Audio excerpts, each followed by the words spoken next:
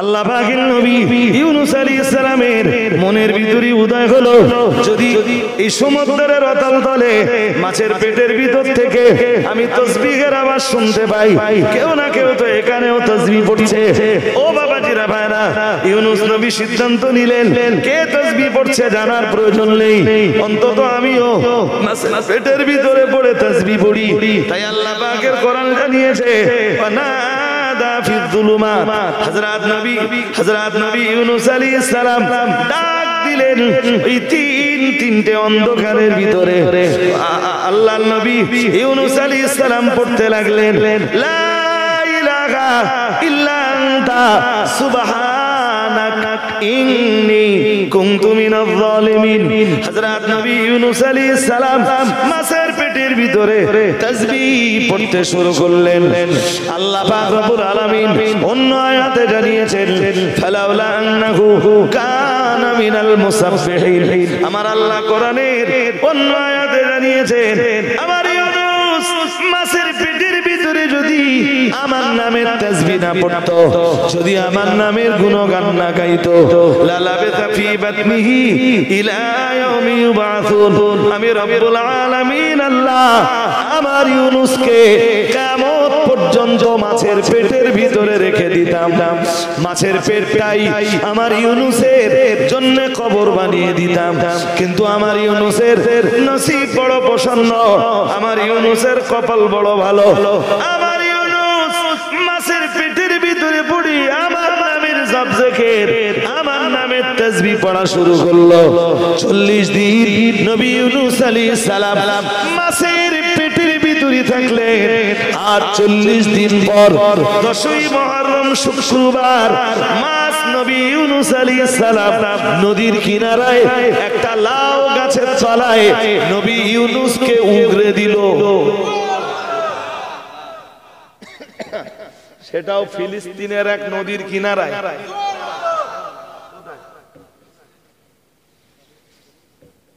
সেখানেও মুসলমানদের এক সৌধ আছে।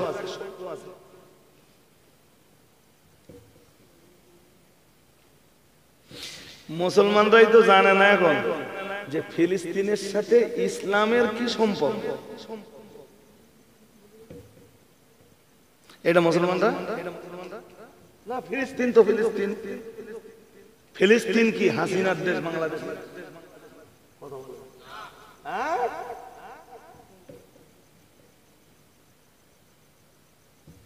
ওই যে আল্লাহ বলতেছেন না, আল্লাযী বারাকনা, মহান আল্লাহ জানিয়েছেন, ইলাল মসজিদিল আকসাল্লাযী বারাকনা হাওলাহু। মহান আল্লাহ জানিয়েছেন আমার নবীকে আমি নিয়ে গেলাম মসজিদুল হারাম থেকে মসজিদুল আকসায়। আমরা যেন বললাম, আল্লাহ আপনার নবী মুহাম্মদুর রাসূলুল্লাহ সাল্লাল্লাহু আলাইহি ওয়াসাল্লামকে আপনি মসজিদে আকসায় কেন নিয়ে গেলেন? মহান আল্লাহ জানো সঙ্গে সঙ্গে জবাব দিলেন, আল্লাযী বারাকনা হাওলাহু। কারণ আমি আল্লাহ বাইতুল মাকদাসের মসজিদে আকসার চতুর্দিকের মাটিতে অনেক বরকত নাযিল করেছি। আরেকটু মন খুলে, তাম পৃথিবীর হাজার হাজার নবী আমি এই ফিলিস্তিনের মাটিতে পাঠিয়েছি। তাই আমার নবীর জীবনেও প্রয়োজন ছিল যে মাটিতে, যে পবিত্র ভূমিতে আমি হাজার হাজার নবী রাসূল পাঠালাম, আমার নবীও যেন সেই মাটিটা একটু কদম রাখতে পারেন।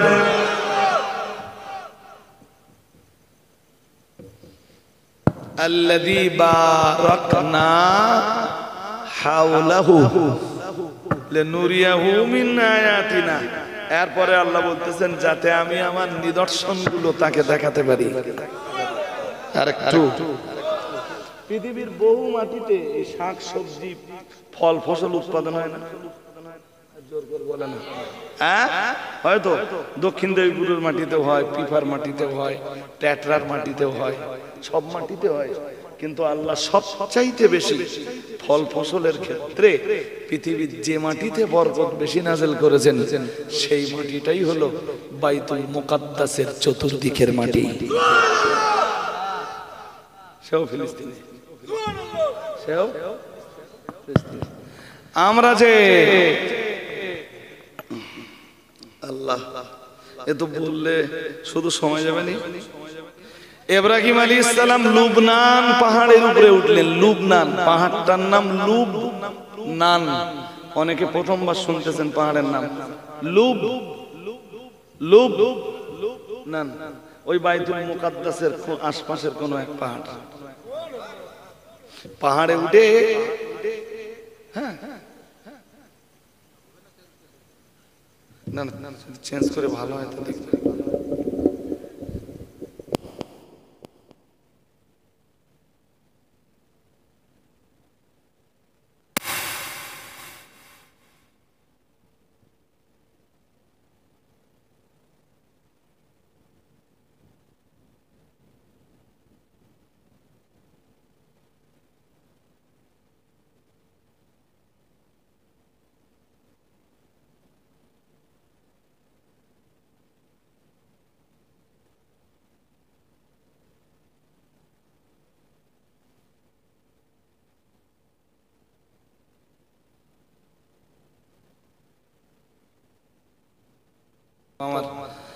জি চলো দেখা যাক কি হয়।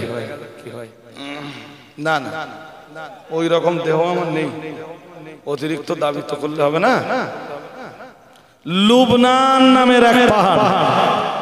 কি নাম? কে উঠলেন? ইব্রাহিম নবী। কে উঠলেন? কোন জায়গায়? বাইতুল মুকাদ্দাসের আশপাশে। আল্লাহ বললেন, ইব্রাহিম তোমার দৃষ্টি লম্বা করো, তোমার চোখ যত দূর যাবে আমি আল্লাহ ততটা এরিয়াকে পবিত্র ভূমিতে পরিণত করে দেব। এই যে মুসা নবী বলতেছেন না তার কওমের লোকদের, 6 পারা সূরা মায়দার 21 নম্বর আয়াতে, ইয়া কওমি উদখুলুল আরদাল মুকাদ্দাসাতা, হে আমার সম্প্রদায়ের লোকেরা, হে আমার কওমের লোকেরা, তোমরা পবিত্র ভূমিতে প্রবেশ করো। হযরত নবী ইব্রাহিম আলাইহিস সালামের কথা বলছিলাম। নবী ইব্রাহিম আলাইহিস সালাম পাহাড়ের উপরে তার দৃষ্টিটাকে তিনি প্রসারিত করলেন, লম্বা করে দিলেন। যতদূর তার দৃষ্টি চলে গেল আল্লাহ তাআলা ততটা এরিয়াকে তিনি পবিত্র ভূমি বানিয়ে দিলেন। এই জন্য তাম পৃথিবীতে পবিত্র ভূমি 3টা। কয়টা? কেউ যদি বলে পিফা পবিত্র ভূমি, আমি বলবো তুমি বলতে পারো, বাট তোমার কোরআন হাদিসের কোন দলিল? কেউ যদি বলে না আজমির শরীফ পবিত্র ভূমি, আমি বলবো তুমি বলতে পারো, কিন্তু কোরআন হাদিসের কোন দলিল তোমার কাছে?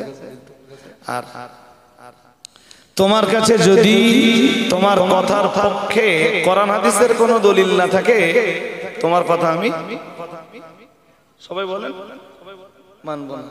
কেউ যদি বলে আমার অমুক পীরের বাড়ি পবিত্র ভূমি, তুমি বলতে পারো, বাট তোমার কাছে কোরআন হাদিসের কোন দলিল? কোরআন হাদিসের দলিলে যেটা পাওয়া যায় সেটা হলো পৃথিবীর 3 ভূমি পবিত্র ভূমি। সুবহানাল্লাহ। আরেকটু মন খুলে, প্রথমটা মক্কা। প্রথমটা কি? সন্দেহ আছে?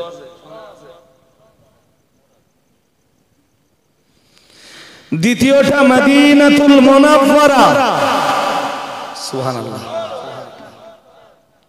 তৃতীয়টা বাইতুল মাকদাস।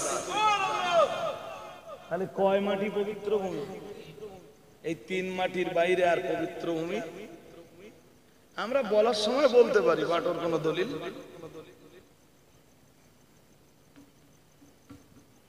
এ আবার শুনলি কেউ রাগ করে কিনা? লোকে আঙ্গা জানতো পবিত্র ভূমি মনে করে সবাই আসতো। আপনার হুজুরের বাড়ি, আলহামদুলিল্লাহ, আপনি গেলে আমার কোনো আপত্তি নেই। যদি বলেন পবিত্র ভূমি তাহলে দলিল লাগবে।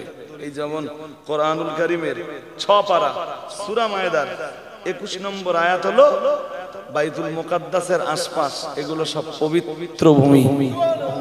তার দলিল 6 পারা সূরা মায়দার 21 নম্বর আয়াতে আল্লাহ নিজে বলতেছেন, আল আরদাল মুকাদ্দাসাতা, সুবহানাল্লাহ। আয় আল আরদুল মুকদ্দাস, পবিত্র।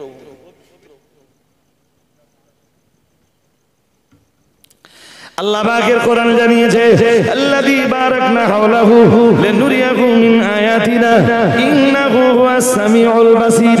মহান আল্লাহ জানিয়েছেন, আল্লাহ পাক ঘোষণা দিয়েছেন যে মাটিতে আমি আল্লাহ বরকত নাযিল করেছি।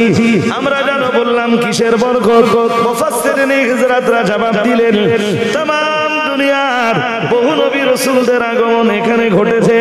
ও বাবাজিরা ভাইরা, আপনাদের তো জানাই রয়েছে সূরাতুল বাকারার ভিতরে প্রথম পারায় মহান আল্লাহ জানিয়েছেন ওয়াইদার ফাউ ইব্রাহিমুল কওয়াইদা মিনাল বাইতি ওয়া ইসমাঈল রব্বানা তাকাব্বাল মিন্না ইন্নাকা আনতাস সামিউল আলীম। وَإِذْ يَرْفَعُ إِبْرَاهِيمُ الْقَوَاعِدَ مِنَ الْبَيْتِ وَإِسْمَاعِيلُ, যখন ইব্রাহিম আর ইসমাঈল এই দুইজন নবী মিলে আল্লাহর কাবা ঘরের দেওয়ালকে উঁচু করে তুলেছিলেন।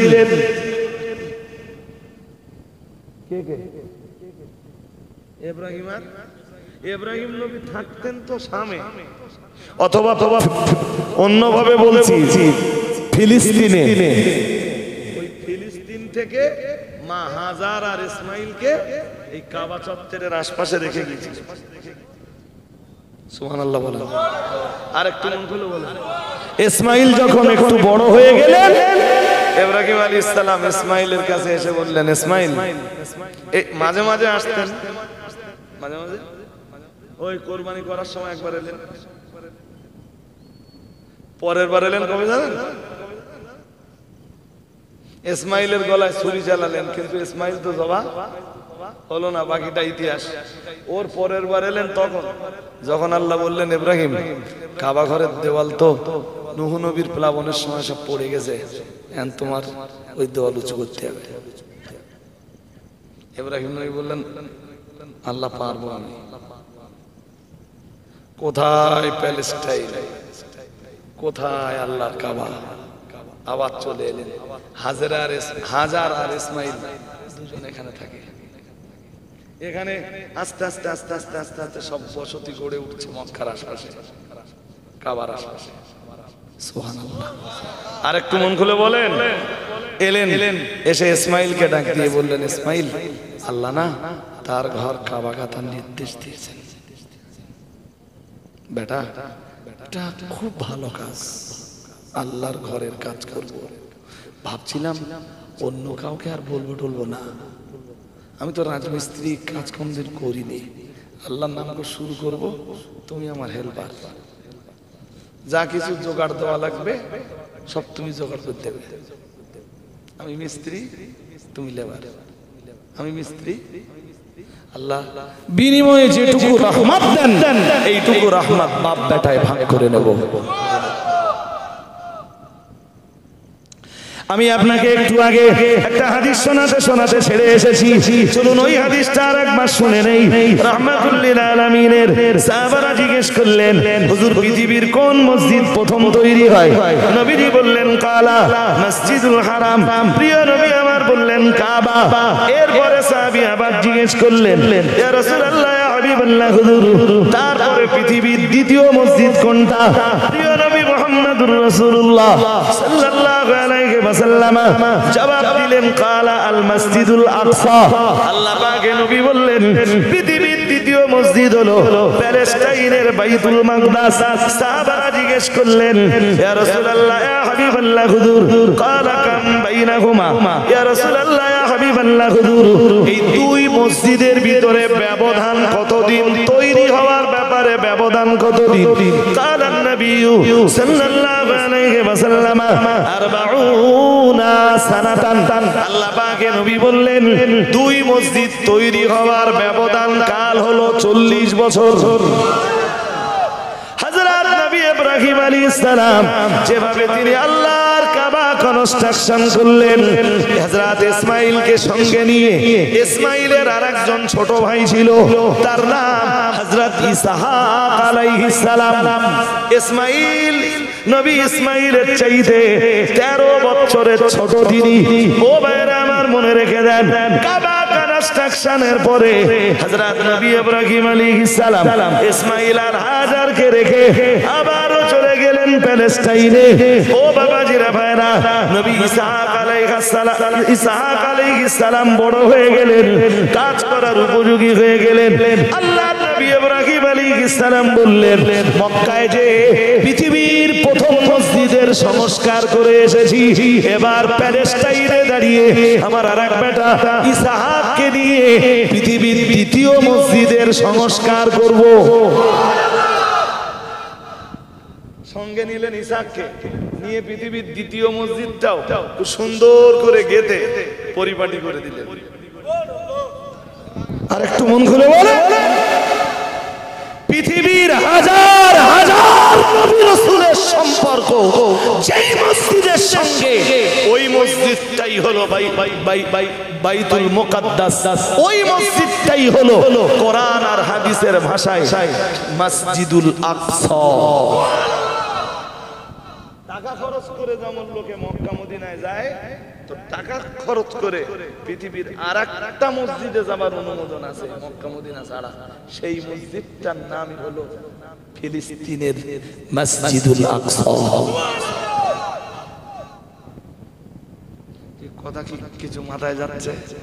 মিশর শান্ত, মিশর শান্ত। আল্লাহ মুসা নবীকে বললেন, মুসা মিশরে থাকলে চলবে নি, কোথায় যেতে হবে? আল্লাহ বলেন, মুসা তোমার তো অনেক উম্মাদদেরকে নিয়ে ওই আমালেকা সম্প্রদায়ের বিরুদ্ধে লড়াই করো। তোমার উম্মাদকে বলে দাও, আল্লাতী কাতাবাল্লাহু লাকুম, সূরা মায়েদার 21 নম্বর আয়াত। এই আমালেকা সম্প্রদায়ের বিরুদ্ধে লড়াই করে মসজিদে আকসা ওদের কবজা থেকে নিজেদের কবজায় নিয়ে আসাটা আল্লাহ তোমাদের জন্য ফরজ করে দিয়েছেন। ওয়ালা তারতাদ্দু, তোমার উম্মতকে বলে দিও যেন জানের মায়া না করে, জানের পিছনে ফিরে না তাকায়। ওয়ালা তারতাদু আলা আদবারিকুম, তোমার উম্মতকে সাবধান করে দিও, তুমি বাইতুল মুকাদ্দাস দখল করতে যাবে। আমি আল্লাহ পাক রব্বুল আলামিন বলছি, ও ভূমি তো পবিত্র ভূমি, আমি আল্লাহ পাক ওখানেই তোমাদেরকে আধিপত্য দেব। ও আমার নবী মুসা, শুধু তোমার উম্মতকে বলে দিও তারা যেন পিছু পা না হয়। ফাতানকালিবু খাসিরিন। মহান আল্লাহ বললেন, মুসা তোমার উম্মতকে বলে দিও, তোমার উম্মত যদি পিছু পা হয় তোমার উম্মতকে ধ্বংস করে দেব।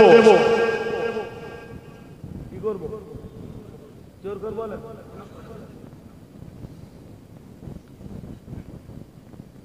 চলুন একটু আগাই। আয়াত নাম্বার 22, কোন সূরা জানো?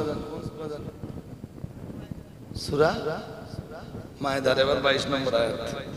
20 আর 21 আমার বলা হয়ে গেছে। 22, قالوا يا موسى إن فيها قوما جبارين وإنا لن ندخلها حتى يخرجوا منها فإن يخرجوا منها فإنا داخلون قال رجلان من الذين يخافون أنعم الله عليهما।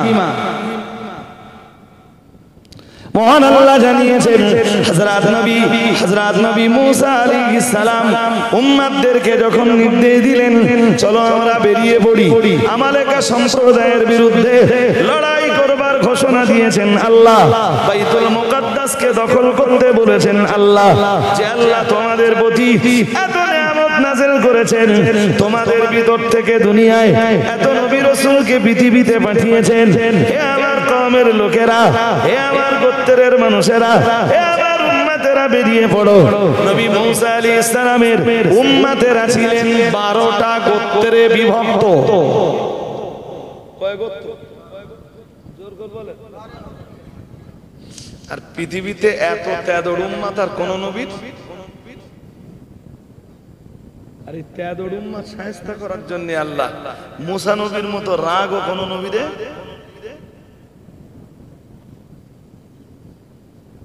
যেরাম রূপ সেরাম ফেরেশতা লাগবে, কথা বলে হ্যাঁ লাগবে না?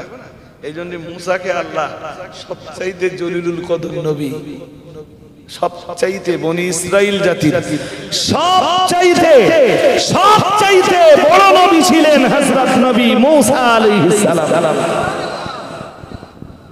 মেজাজও দিলেন আল্লাহ,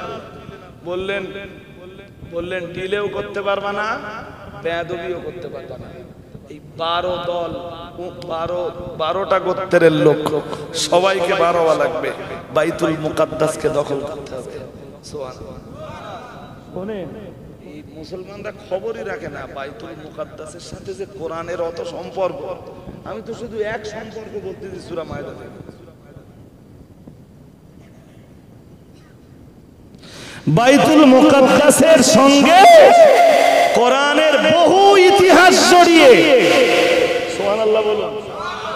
এশার নামাজ পড়ে বসলে আর ফজর পড়ে উঠলে, ফজরের আগে উঠলে তবু আলোচনা শেষ হবে না, শুধু যদি কোরআন দিয়ে আলোচনা। মৌলবী যে কটা কোরআন হাদিস বাদ দে বাইতুল মুকাদ্দাস করে চেল্লাচ্ছে, ওখানে ডিম কিছু জানে না। আমি কি বলছি শুনতেছেন নাকি? কি বলেছি বলেন? ও ঘোড়ার ডিম কিছু জানে না, এমনি চিল্লাচ্ছে, ও আবেগে পড়ে চিল্লাচ্ছে, কোনো খবরই রাখে না। আমি এখান থেকে যা বলা শুরু করেছি না, আরো লম্বা করলে শুধু টিউব দেখেছেন টানলি লম্বায়, ওরকম টানলে শুধু লম্বা হবে। মুসা নবী 12টা গোত্রের উম্মতদেরকে নিয়ে একসাথে বেরিয়েছেন। চলতে চলতে চলতে চলতে বাইতুল মুকাদ্দাস আর খুব বেশি বাকি নেই, একটা ময়দানে এলেন মুসা নবী। সেই ময়দানের নাম তয় দীর্ঘি হ, কি হয়? আর আরবিতে বললে তা ইয়া হা বা তে ইয়া হে, কি হয়? তি নাম কি? তি। এই তিহি প্রান্তরে যখন এলেন, এটা একটা মাঠ, বিশাল মাঠ। মুসা নবী বললেন সবাই তাবু গেড়ে দাও, বাইতুল মুকাদ্দাস দেখা যাচ্ছে, খুব বেশি দূরে না, কাছাকাছি এসে গেছি, এখন আমাদের লড়াইয়ের প্রস্তুতি নিতে হবে।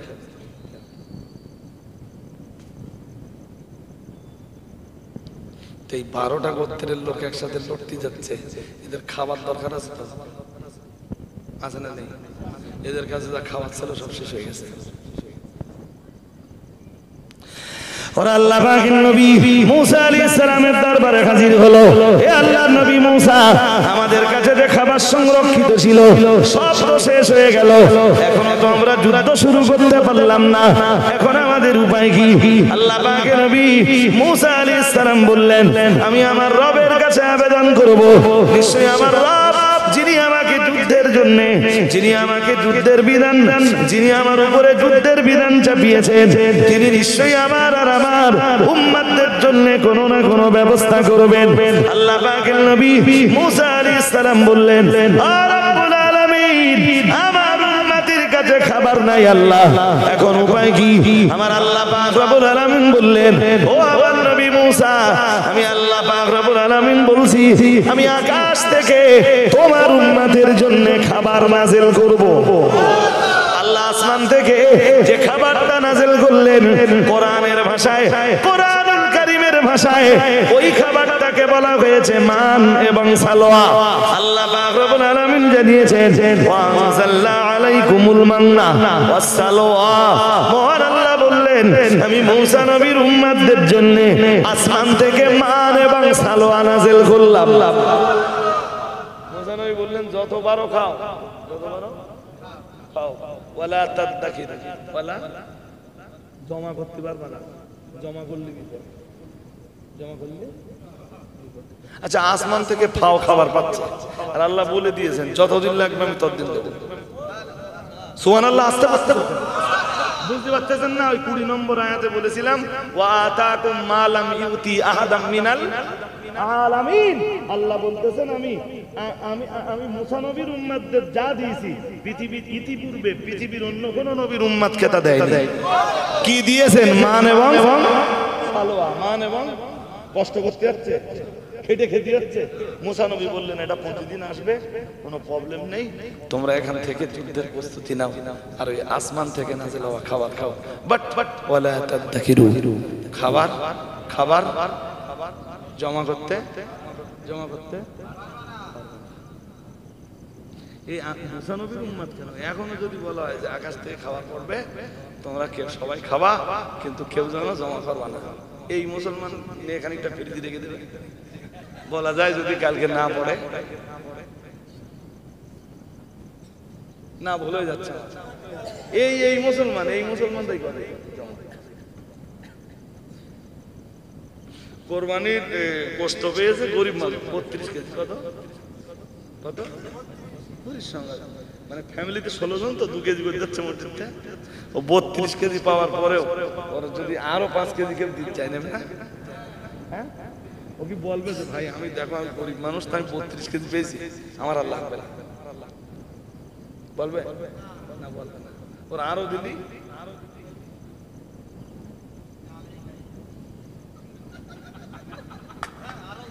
হাসবেন না, কোরআনের এই মজলিসের বরকত নষ্ট হয়ে যাবে। ঘুম পাচ্ছে আপনাদের নাকি? হ্যাঁ, মান এবং সালোয়া নাযিল হলো। আল্লাহ বললেন জমা করবে না, জমা করলে আর ওরা জমা করলো, পরের দিন থেকে মান সালোয়া বন্ধ হয়ে গেল। পরে কি হলো ইতিহাস আপন জায়গায় থাকে, তবে হাদিসে এসেছে, বুখারী শরীফের হাদিসে, যে বনি ইসরাইল জাতি যদি পৃথিবীতে না থাকতো, লাম ইয়াখনাজিল লাহমা, এক তো ওদিকে মানসালোয়া আকাশ থেকে নাযিল হওয়া বন্ধ হলো, আর যেগুলো জমা করে রেখেছিল ওগুলো সব পচে গেছে। কি হলো?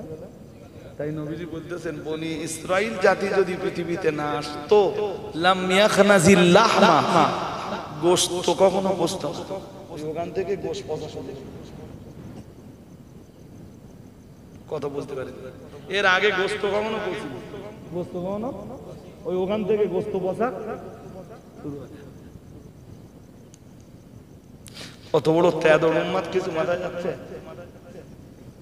হ্যাঁ, ফিরি খাচ্ছিস, খা। মুসা নবী যেটা বলতেছ বাবা সেইটা করবো। হাজিরিনে মজলিস মনে রাখুন, হজ করলে লম্বা হয়ে যাবে।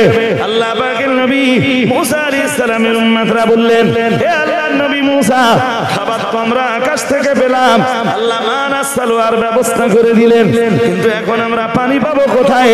আল্লাহ পাকের নবী মুসার উম্মতরা যখন তাদের পিপাসার অভিযোগ দায়ের করলেন, আল্লাহ পাকের নবী মুসা বললেন যে আল্লাহ তোমাদের জন্য খাবারের ব্যবস্থা করে দিতে পারেন, আমার সেই আল্লাহ তোমাদের জন্য পানির ব্যবস্থাও করে দিতে পারেন।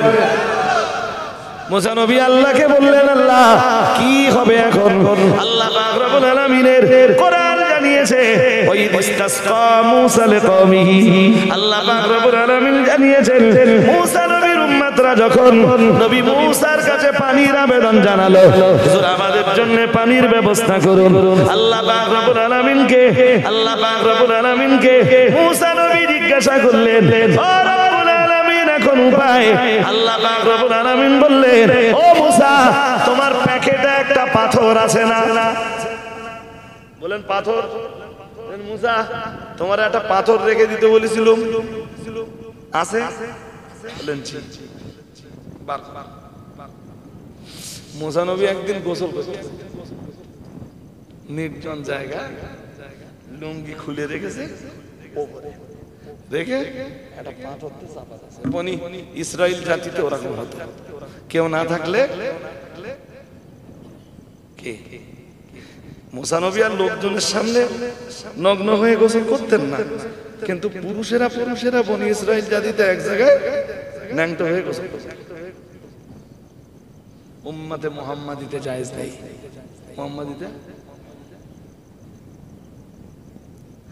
মুসা নবী লোকজনের সামনে কখনো নগ্ন হয়নি, আল্লাহ নবী তো। তাই ওদের ধারণা ছিল যে মুসা নবীর সম্ভবত যৌনাঙ্গে কঠিন কোন রোগ আছে, ওইটা অপবাদ দিয়ে। মুসা নবী একদিন নির্জনে গোসল করতেছে, লুঙ্গিটা থেকে একটা পাথর চাপা দিয়েছে, পাথর চাপা দিলে উঠবে? উঠবে না। এক হাওয়া এসে সেই পাথর সহ উড়ে গেলে যাচ্ছে লুঙ্গি। আর হাওয়া যত তাড়াচ্ছে লুঙ্গিরি, মুসা নবী তত দৌড়াচ্ছে। আর দেখতে দেখতে দেখতে দেখতে সেই লুঙ্গি একদম জনসমক্ষে গিয়ে পড়লে সবাই বুঝতে পারলো যে মুসা নবীর কোনো রোগ শোক এই। চট করে লুঙ্গিটা করে নিলেন, পাথরটার উপরে দেখে গেলে তোর এতটা ভার, রাগি নবী তোরে চাপাতে আমি গোসল করতেছি, তুই কিছু করতে পারবি না। আল্লাহ বললেন মুসা রাগ করো না, ও পাথরের দোষ না, হুকুম আমার। জাগে জাগে তুমি একটা কাজ করো, পাথরটা কুচকে রেখে দাও, একদম কাজে লাগবে না। পাথরটা মুসা নবী কুচকে রেখে দিলেন। যে উম্মাতরা পানির আবেদন করলো, পিপাসার পানি নেই, আল্লাহ বললেন এই মুসা দেরি করো না, প্যাকেট থেকে পাথরটা বার করো। বললেন তারপর হাতে লাঠি আছে না, আছে, লাঠি দিয়ে একটা গুঁতো দাও। ফাদরিব বিআসাকাল হাজারা ফানফাজারাত মিনহু 12 আইনা। মুসা নবী যেই লাঠি দিয়ে পাথরকে আঘাত করলেন, সঙ্গে সঙ্গে ওখান থেকে 12টা ঝর্ণা বেরিয়ে এলো। কয় ঝর্ণা? কেন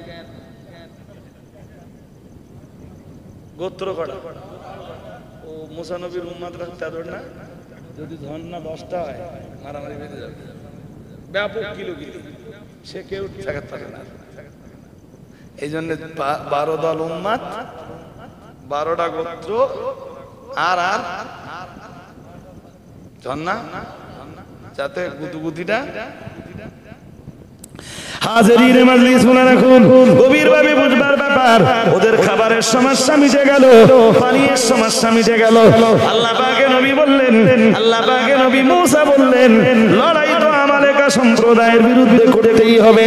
ঠিক আছে, লড়াই করার আগে তোমাদের 12টা গোত্রের 12 জন নেতাকে আমি প্রতিনিধি করে ওদের কাছে পাঠাবো। ছদ্মবেশে ওদের কাছে, ওদের ভিতরে পাঠিয়ে দেবো। তোমরা ওদের শক্তি সামর্থ্য সম্বন্ধে জেনে আসবে, ওদের যুদ্ধের কৌশল সম্বন্ধে তোমরা জেনে আসবে।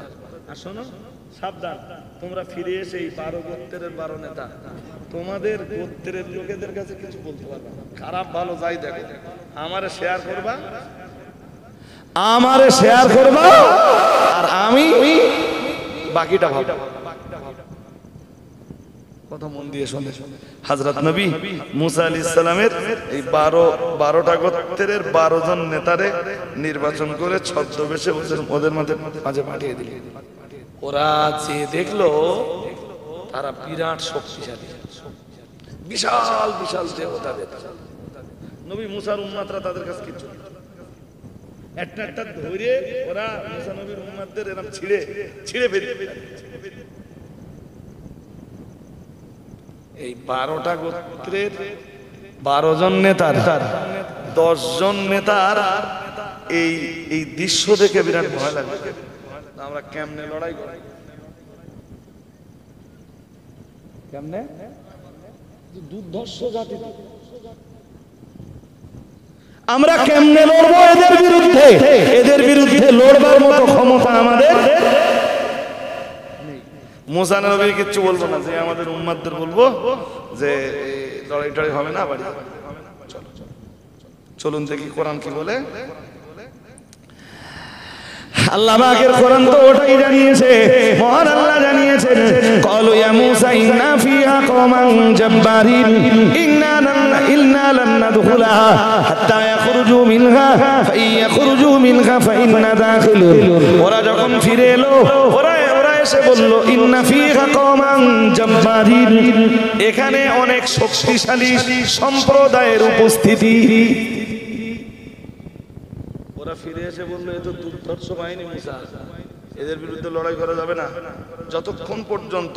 ওরা শর্ত দিল ইন্না লান নাদখুলাহা, আমরা এই পবিত্র ভূমিতে ঢুকবো না, হাত্তা ইয়াখরুজু মিনহা, যতক্ষণ পর্যন্ত দুর্ধর্ষ বাহিনী বেরিয়ে না যাবে। ফাইয়াখরুজু মিনহা ফাইন্না দাখিলুন, ওরা বেরিয়ে যদি যায় আমরা তখন ঢুকে যাব।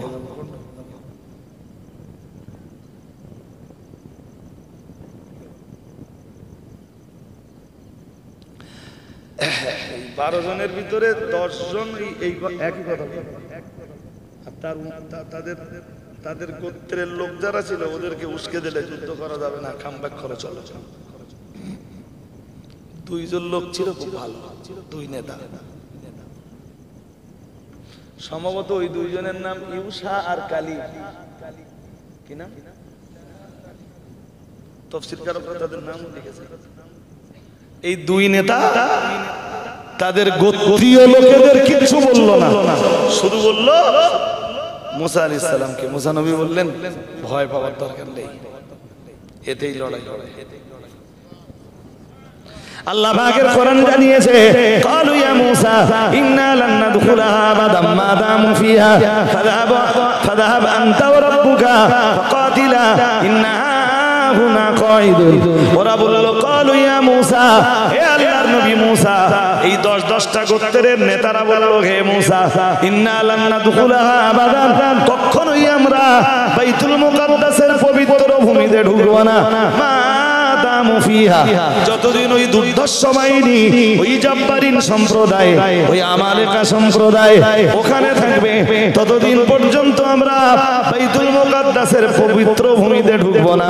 ফাযহাব আনতা ওয়া রাব্বুকা ফাকাতিলা ইন্না হুনা কাঈদুন। হে আল্লাহর নবী মূসা, তুমি আর তোমার রব যে লড়াই করো, আমরা হাঁটলুম। ওরা তারাই বলো যারা মান পেয়েছে, সালোয়া পেয়েছে, মেঘের ছায়া পেয়েছে। ওই তিহি প্রান্তরে কোনো ছায়া ছিল না।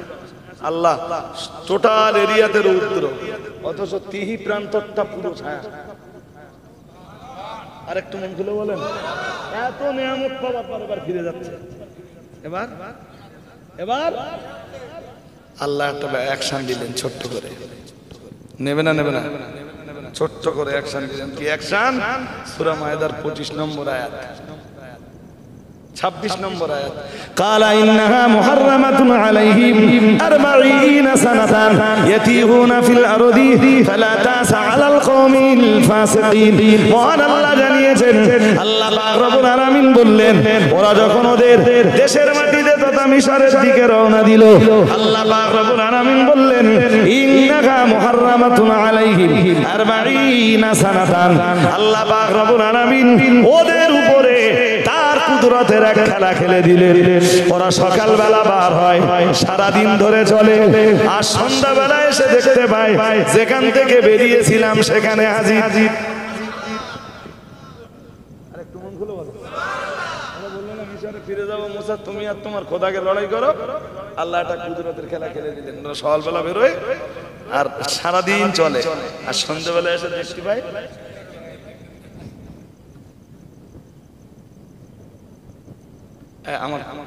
আমার কথা বুঝতেছেন নাকি?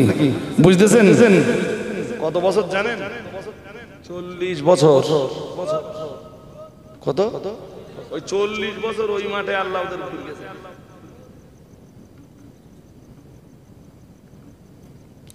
কিন্তু দুর্ভাগ্যজনক ঘটনা হলো, ও বাবাজিরা ভাইরা, লড়াইয়ের ময়দানে নামার আগে হযরত নবী হারুন আলাইহিস সালাম ওই ময়দানেই মারা গেলেন। আর নবী হারুন আলাইহিস সালামের 1 বছর পরে আল্লাহ পাকের নবী মুসা আলাইহিস সালাম বিদায় হয়ে গেলেন। মুসা নবীর ইন্তেকাল হয়ে গেল। আজরাইল মুসা নবীর জান যখন কবজ করতে এলেন, মুসলিমের হাদিসে এসেছে, আজরাইল এসে বললেন আজিব রাব্বাক, হে আল্লাহর নবী মুসা, আপনি আল্লাহর ডাকে সাড়া দেন। মুসা নবী বললেন, কে আপনি? আমি আজরাইল এসেছি আল্লাহর হুকুম নিয়ে। আল্লাহ পাক আমায় পাঠিয়ে দিয়েছেন, আজরাইল চলে যাও। আল্লাহ বাইতুল মুকাদ্দাস পুনরুদ্ধারের নির্দেশ দিয়েছেন, আমালেকা সম্প্রদায়কে বিপর্যস্ত করার নির্দেশ দিয়েছেন। যাও না আজরাইল, এখন আমি নবী মুসা, আমার তো দুনিয়া থেকে যাবার সময় হয়নি। হে আল্লাহর নবী মুসা, কেউ আমাকে ফিরিয়ে দেয় না, আপনি কেন আমায় ফিরিয়ে দেবেন? মুসা নবী বললেন, শোনো, আল্লাহ বড় জালালি মেজাজ দিয়ে আমার বানিয়েছেন, বেশি কথা বলো না। মিশরের বাজারে এক খুশিতে একটারে মার্ডার করে দিয়েছিলাম, বেশি কথা বললে হয়তো ঝাড়বো। এমনি তো বুঝতেই পারতো যে আমার উম্মাত কি জ্বালান জ্বালাচ্ছে, মেজাজ ঠিক নেই, বলো বেশি বেয়াদবি করলে ঝাড়বো। যা বলতে ফিরে যাও।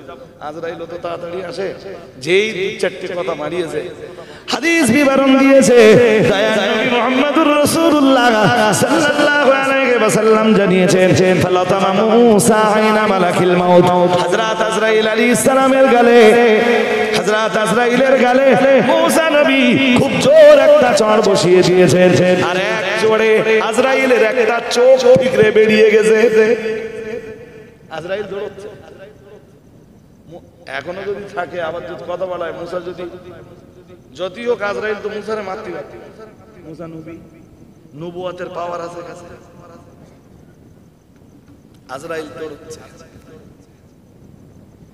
আল্লাহ পাক রব্বুল আলামিন কি ডাক দিয়ে বললেন ইন্নাকা আরসালতানি ইলা আব্দিল্লাহ লা ইউরিদুল মাউত আল্লাহ এমন এক বান্দার পাল্লায় আপনি আমায় এমন এক বান্দার জান কবজ করতে আমায় পাঠালেন আল্লাহ যার জান কবজ করতে যে আমি আজরাইল আমার জানটা কবজ হয়ে যাচ্ছিল আমার আল্লাহ বললেন কেন কি হয়েছে আজরাইল আল্লাহ এমন বান্দার পাল্লায় ফেলেছেন সে তো মরতেই চায় না আমার আল্লাহ পাক রব্বুল আলামিন বললেন রাগ করুন আজরাইল তোমার হারিয়ে যাওয়া চোখটা আমি ফিরিয়ে দিলাম ফারাদাল্লাহু আইনাহু মহান আল্লাহ আজরাইলের হারিয়ে যাওয়া চোখটা ফিরিয়ে দিলেন যাও এবারে আমার মূসাকে শান্ত মাথায় বলো মূসা একটা পশুর গায়ে হাত রাখা হবে যতগুলো পশম স্পর্শিত হবে তত বছর তুমি দুনিয়ায় বাঁচতে পারবা তারপরে দুনিয়া থেকে তোমায় বিদায় নিতে হবে আজরাইল আবার কামব্যাক করলেন মূসা নবীকে সালাম দিলেন হুজুর আল্লাহ বলে দিয়েছেন একটা প্রাণীর গায়ে হাত রাখা হবে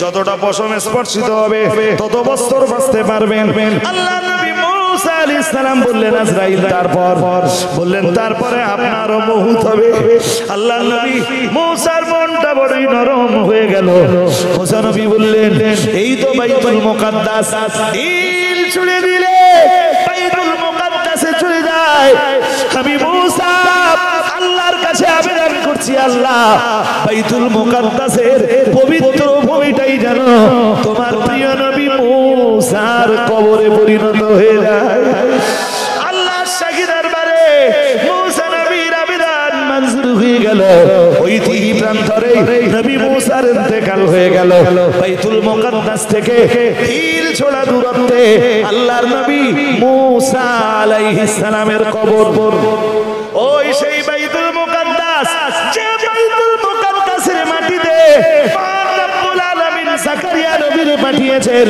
ইয়াহইয়া নবীকে পাঠিয়েছেন হযরত নবী ঈসা আলাইহিস সালামের জননী হযরত মা মারিয়াম এই বাইতুল মুকাদ্দাসের ভিতরেই ছোটবেলায় লালিত পালিত হয়েছে এই সেই বাইতুল মুকাদ্দাস যে বাইতুল মুকাদ্দাসের একদিন দেখভাল করেছেন হযরত নবী ঈসা আলাইহিস সালাম ইব্রাহিম আলাইহিস সালামের মাজার যে ফিলিস্তিনের মাটিতে নবী মূসার মাজার যে ফিলিস্তিনের মাটিতে হযরত নবী ইসহাক আলাইহিস সালামের মাজার ইয়াকুব আলাইহিস সালামের মাজার আল্লাহর শত শত নবী রাসূলদের মাজার এই ফিলিস্তিনের মাটিতে এই ফিলিস্তিনের মাটি পবিত্র ভূমি হযরত নবী মূসা আলাইহিস সালামের ইন্তেকাল এখানেই হয়ে গেল এখানেই মূসা নবীর কবর হয়ে গেল 10-10টা গোত্রের লোক ধ্বংস হয়ে গেল বাকি মাত্র 2টা গোত্রের মানুষ নিয়ে হযরত নবী মূসা আলাইহিস সালামের শিষ্য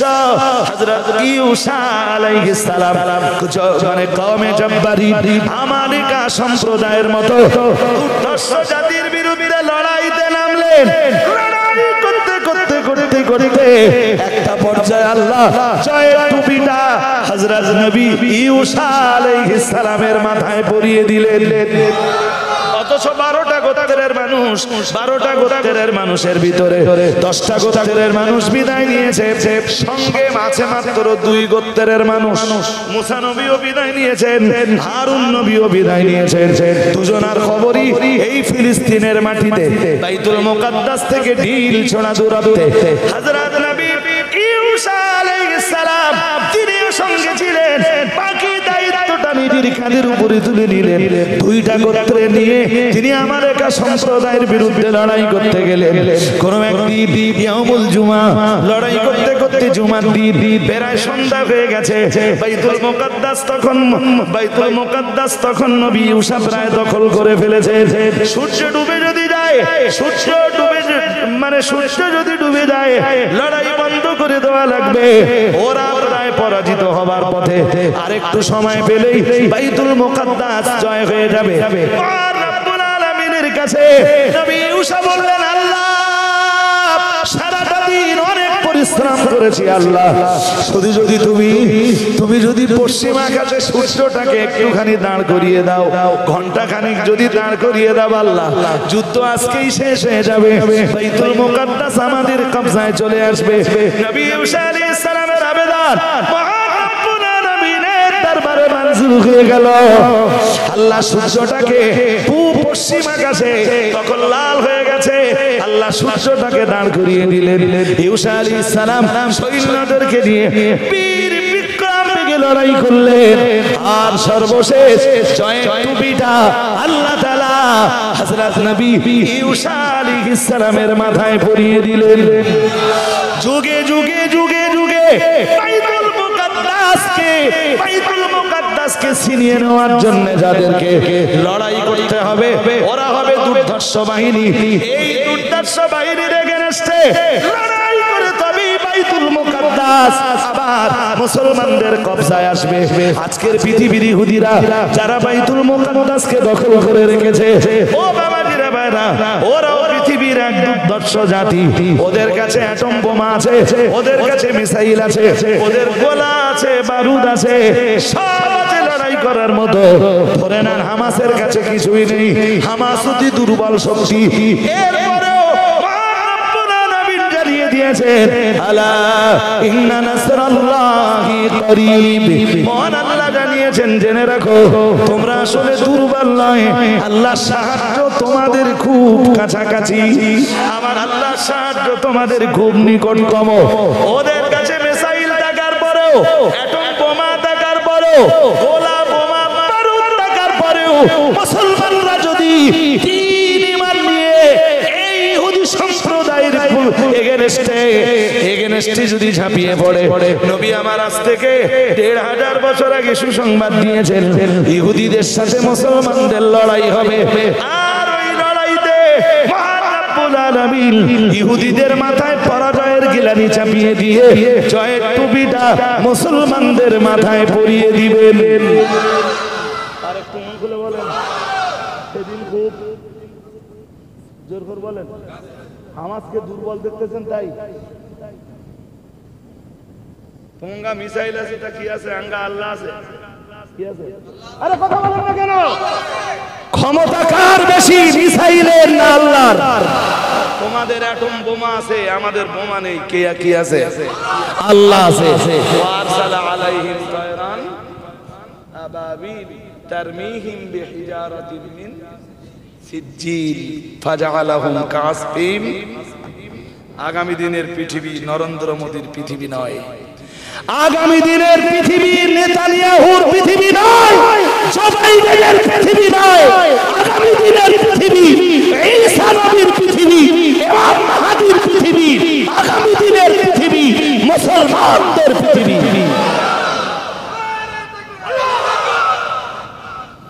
কি বলছি বুঝতেছেন নাকি? সূরা মায়দা থেকে কতগুলো আয়াতের সামান্য তাফসীর আপনাদের শোনালাম। উঠে দাঁড়ান, সালাম পড়ে নেই। ইয়া নবী সালাম আলাইহি কাশাফাত দুজা বিজামালিহি হাসনাত জামিউ খিসালিহি সাল্লু আলাইহি ওয়া আলিহি আল্লাহুম্মা।